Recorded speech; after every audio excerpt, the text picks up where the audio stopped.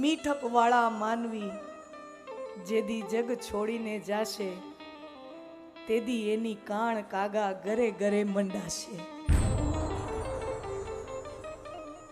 ભગવાન ગયા, પોતાનું શરીર ત્યાગી અને વૈકુંઠ સિધાવ્યા. આખું અસ્તિત્વ ચોધારાસુએ રડ્યું છે. સૂરજને એમ થાય કે મારું મોઢું ક્યાં ઢાંકું, આ દ્રશ્ય મારાથી જોવાતું નથી, મારો બાપ આમ પડ્યો છે. સૂર્યનારાયણને એમ થાય મારું મોઢું કેમ ઢાંકું, આ વાદળાય આજે નથી, મારું મોઢું કોણ ઢાંકશે, આ દ્રશ્ય મારાથી જોવાતું નથી. આખું અસ્તિત્વ રડ્યું છે. અને જ્યારે પરમ તેજ આવા મીઠપ વાળા માનવી જાય ને ત્યારે આખું અસ્તિત્વ રડતું હોય.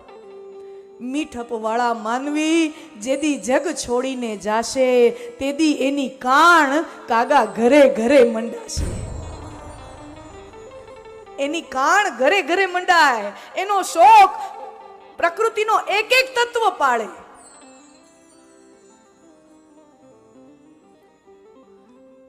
આ પ્રસંગ જ્યાં બન્યો થોડેક દૂર એક હિરણ નદી વહે છે. અમારા સોરઠમાં હિરણ નદી છે. નાનકડી નદી છે, બહુ વિશાળ નદી નથી, નાનકડી એવી નદી છે હિરણ નદી. અને સમાચાર મળ્યા, અમારો બાપ ગયો, અમારો નાથ ગયો, હિરણથી સહન નથી થતું. આ સમાચાર કેમ જીરવું, આ સમાચાર કેમ જીરવું,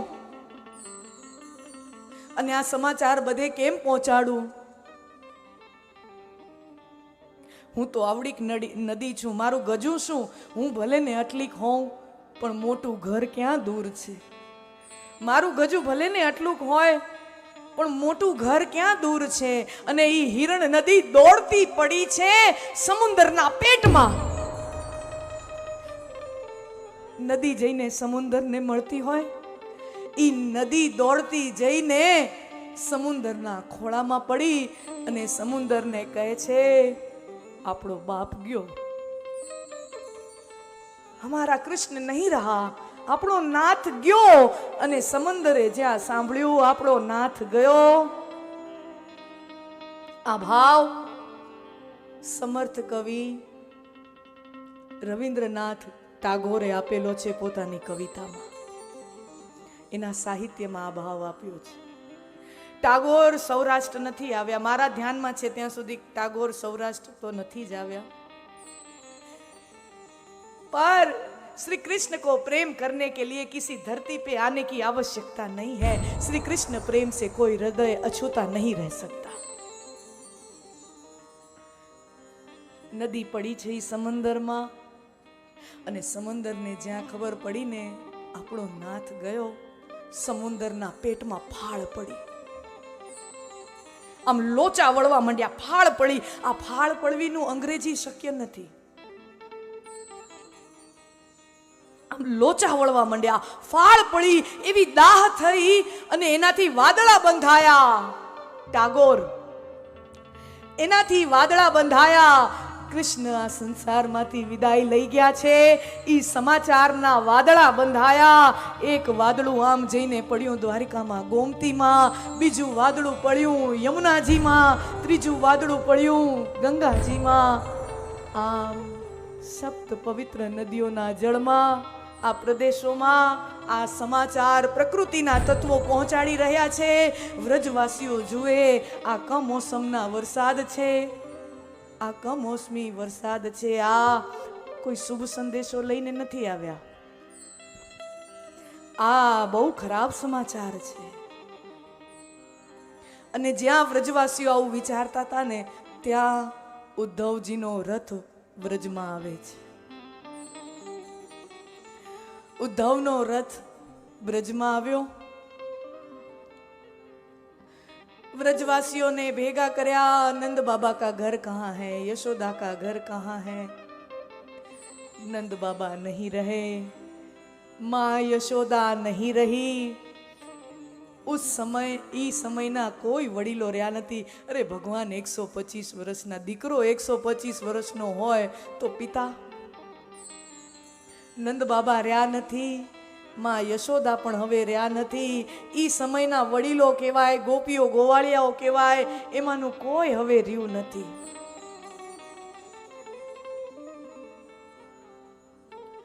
અને વ્રજમાં ઉદ્ધવજી સૌથી પહેલા મળ્યા છે અક્રૂરજીને.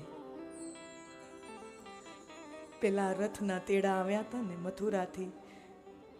મથુરાથી અક્રૂરજી ભગવાનને લઈને મથુરા ગયા. ઉદ્ધવ મળે છે અક્રૂરને. સૌથી પહેલા સમાચાર વ્રજમાં અક્રૂરને આપવામાં આવે છે કે આપણા કૃષ્ણ નથી રહ્યા. અને અક્રૂર કહે, કાળિયો છેતરી ગયો, કાળિયો ઠાકર છેતરી ગયો. જ્યારે સમયંતક મણીના ચોરીનો આક્ષેપ લાગ્યો તો ને પ્રભુ પર, ત્યારે સાચું કહું ઉદ્ધવ, આ જ્યારે બન્યા ને બનાવ, એમાં નાનો મોટો ફાળો તો મારોય હતો. આ જે બનાવ બન્યો એમાં નાનો મોટો ફાળો તો મારોય હતો. કેટલાય સમયથી ઈચ્છા હતી કે એકવાર દ્વારકાધીશના પગ પકડીને માફી માંગી લઉં, ક્ષમા માંગી લઉં, કે કાળિયા ઠાકર, તારા પર જ્યારે સમયંતક મણીના ચોરીનો આળ લાગ્યો હતો ને એમાં હું સામેલ હતો, પણ એ કાળિયો ઠાકર છેતરી ગયો. મને માફી માંગવાની એ તક ન આપીને એ પેલા મને મૂકીને વયો ગયો, છેતરી ગયો મને.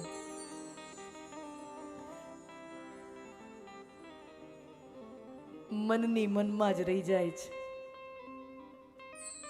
હે, જીવનમાં ઘણીવાર એવું થતું હોય, ન કહેવાનું આપણે તરત કહી દેતા હોઈએ, અને કહેવાની જે વાત હોય એને એવી જ કોઈ ક્ષણ માટે સાચવીને રાખીએ, પણ આપણે કહીને એ પહેલાં તો એ માણસ વયો ગયો હોય અને મનની મનમાં રહી જાય.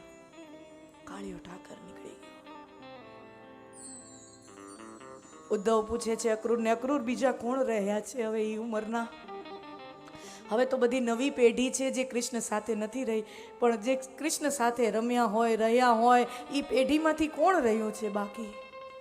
તો કેવું તો કોઈ છે નહીં, અમુક ગોપીઓ છે, રાધાજી છે. રાધા છે? હા. ક્યાં છે? આ સમયે તો કાલિંદીના તટ ઉપર હશે.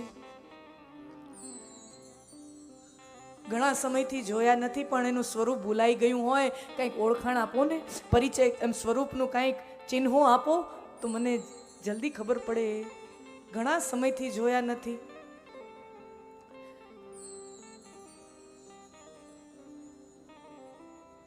આમ તો વૃદ્ધ છે રાધા, પણ રાધા તો ભગવાનથી 12 વર્ષ મોટા ને. ભગવાન 125 વર્ષના, તો રાધાજીના ઉંમરની કલ્પના કરો. અક્રૂર કહે છે, ઉદ્ધવજી, રાધા વિધવા થઈ છે. રાધાજીનો પતિ આયન, રાધાનો પતિ આયન મૃત્યુ પામ્યા છે. રાધા વિધવા થઈ છે, પણ રાધા હજી 16 શણગાર સજવાનું ત્યાગ્યું નથી. હજી સુહાગણનો શ્રૃંગાર કરે, હજી સેંથો પૂરે, હજી હાથમાં કંગન હોય, હજી સુહાગણનો શ્રૃંગાર હોય. વૃદ્ધ થયું શરીર, પણ ચહેરા ઉપર ઈ જ તાજગી, મુખમંડલ ઉપર ઈ જ તાજગી, પ્રસન્નતા, અને સુહાગણનો શ્રૃંગાર છોડતા નથી.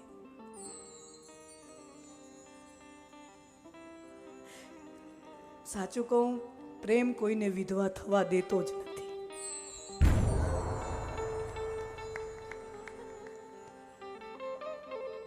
પ્રેમ કોઈને વિધવા થવા દેતો જ નથી. પ્રેમ કોઈને વિદુર થવા દેતો નથી. નિત્ય નૂતન યૌવન પ્રેમનું લક્ષણ છે. ઠાકોર રામકૃષ્ણ પરમહંસ વિવેકાનંદજીના ગુરુ નિર્વાણ પામ્યા. એના ઘણા સમય પછી પણ એમના પત્ની માં શારદા દેવી, વિવેકાનંદજીના ગુરુ માતા માં શારદા દેવી, ઠાકોર તો રહ્યા નહીં, પણ શારદા દેવી માં હજી સુહાગનનો શ્રૃંગાર કરે અને હજી ઠાકર માટે જેવી પથારી સુવા માટે રોજ તૈયાર કરતા હતા એવી રોજ રાત્રે પોતે સૂતા પહેલા એની પથારી તૈયારી કરીને પછી પોતે સૂવે.